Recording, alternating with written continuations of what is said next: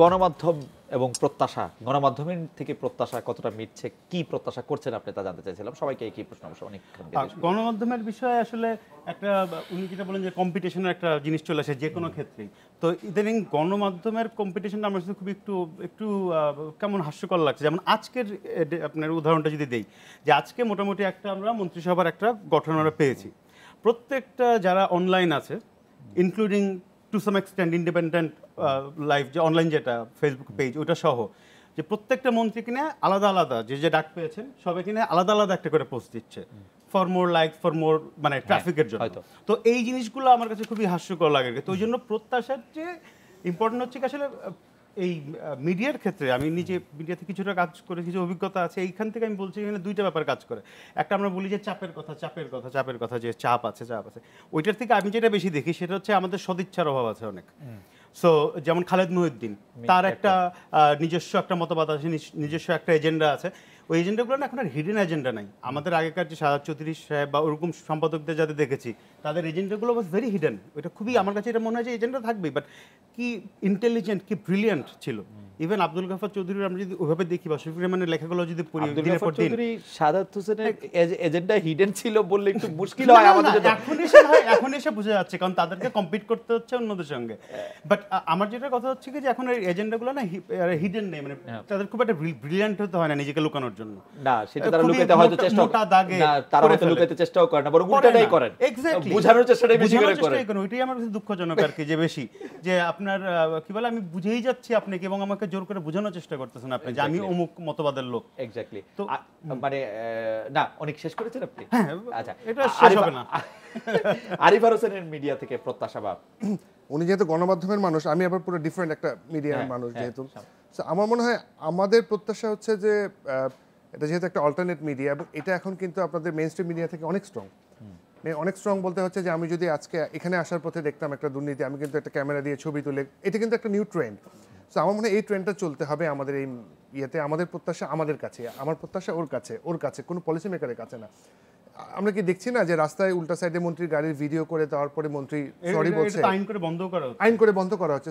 কিন্তু আরিফ হোসেন, আপনার কাছে কি মনে হয় না যে এই যে সামাজিক গণমাধ্যমের মাধ্যমে যে সামাজিক বিচার, সেই সামাজিক বিচারটা আসলে অনেক মানে আমি যদি বলি যে মানে অনেক খারাপ অবস্থা সৃষ্টি করছে? আমি আসলে একটা করে উদাহরণ দিতে চাই না, কিন্তু ঘটনা হচ্ছে যে মানে আমি জার্নালিজমের স্টুডেন্ট হিসেবে আমাদেরকে কিন্তু শেখানো হয়েছে যে আমরা কিন্তু কোনো কিছুই সিঙ্গেল সোর্স থেকে দিই না। একটা এডিটিং করি, একটা ক্রস চেক করি, একটা সেকেন্ড সোর্সের সাথে এটা করি।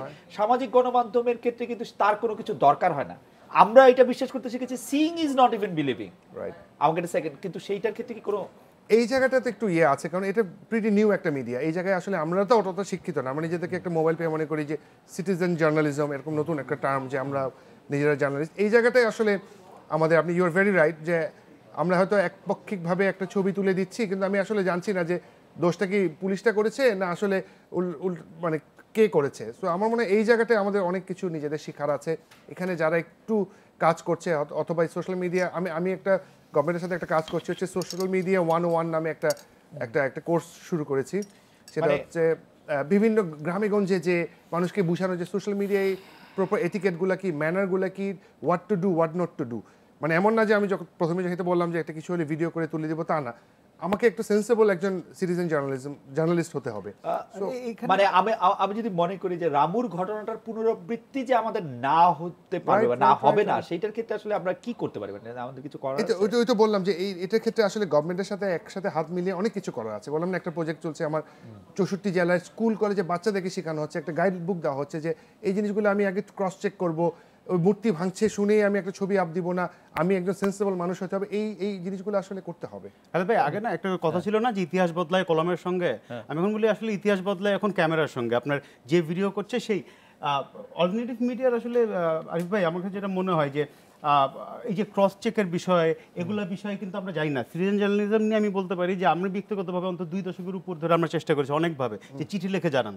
তারপরে মোবাইল টোবাইল আসলো, আমি মনে আছে 18 নিউজ টেলিভিশনে, এখানে অন্য টিভির নাম না যায়, না অবশ্যই নাম বলেন। আচ্ছা, তো 18 নিউজে মুন্নিশা সহ আমরা একটা প্রজেক্ট মানে একদম প্রাইম টাইমে আমরা চালিয়েছি যে নাম প্রকাশে অনিচ্ছুক হিসেবে ছাপানো হবে, অনেকভাবে দেখানো হবে, এখন তো খুব ইজি। কিন্তু তারপরেও কোনোভাবে আসে নাই। কিন্তু ঠিকই আবার আমরা ফেসবুকে দেখছি, এখন ফেসবুকের রিচটা কতখানি। আসলে আমরা যেটাকে অনেক মানুষ মনে করছি 17 কোটি মানুষের ভিতরে, তার কি আসলেই এতগুলো মানুষ কিনা, কতখানি রিচ করতে পারছি। এই যে আমরা যে বলে ফেলি, সরি, বাট যে আমরা যে এখন অল্টারনেটিভ মিডিয়া আসলে মেইন স্ট্রিম মিডিয়ার থেকে অনেক স্ট্রং। যখন এটা স্ট্রং হবে আসলেই, তখন তো ওইটাই মেইন স্ট্রিম মিডিয়া হয়ে যাবে, অল্টারনেটিভ মিডিয়া হয়ে যাবে টেলিভিশন। রাইট। এই জিনিসগুলো আমরা বুঝে না যে ক্রস ইয়েটা করতে হবে, ক্রস চেক না, সেগুলি তো নিশ্চয়ই কাজ করা হচ্ছে। কাজী সাজ্জাদ রহমান, আমরা একটু খুব সংক্ষেপে আপনাকে জানতে চাচ্ছিলাম যে গণমাধ্যমকে আপনি কিরকম দেখছেন, কিরকম দেখতে প্রত্যাশা করছেন? 2014 সালের নির্বাচনের পরের থেকে তো আমাদের বাংলাদেশের রাজনীতিতে একটা ডিফারেন্ট প্রেক্ষাপট ছিল যে বিরোধী দল ছিল না। তো তখন থেকে যেটা দেখতেছি যে এই গণমাধ্যম যেটা, সেটা আসলে বিরোধী দলের ভূমিকা কিছুটা অবতীর্ণ ছিল। আমি বলতেছি না যে 100% অবতীর্ণ ছিল, বা সেটা হয়তো টোটাল যত ঘটনা ঘটছে তাদের 60-70% তারা নিয়ে আসতেছিল সবার সামনে, এবং সেটা কিন্তু গভর্নমেন্ট নিচ্ছিল বা পজিটিভ নিচ্ছিল, এবং সেটা অনুযায়ী একটা রিয়াকশন আসতেছিল।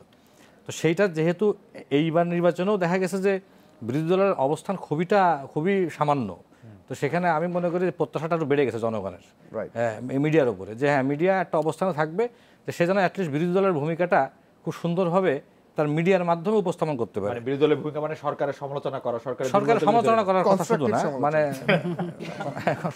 যাতে সাধারণ মানুষ কোনো কিছুতে বঞ্চিত না হয়। আচ্ছা, সাধারণ মানুষ যদি কোনো, ডক্টর মেঘলা সরকার, গণমাধ্যম।